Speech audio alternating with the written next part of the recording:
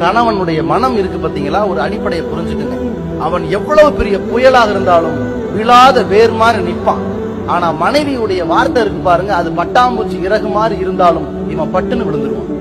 இதான் யதார்த்தம். இந்த முக பாவனை, அந்த கவலை, அந்த சோகம், முகத்தை உம்முன்னு வைத்துக் கொள்வது, திரும்பி படுத்துக் கொள்வது, இது எல்லாமே அவனை ஹேண்டில் பண்றவே தெரியாது.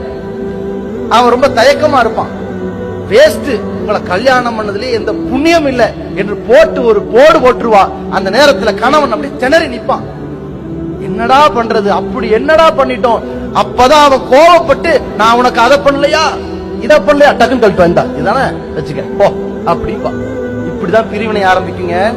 இந்த பிரிவினைக்கு நாம ஒரு கட்டத்துல இடம் கொடுத்துடக்கூடாது. அதற்கு அடித்தளம் மனைவி, கணவன் அவரால் இயன்றதை செய்யறாரா, கஷ்டப்படுறாரா, உதவி செய்யறாரா, சரி, அதுல நன்றி உணர்வோடு நடந்தோமையானால் அல்லாஹ் நமக்கு நற்கூலி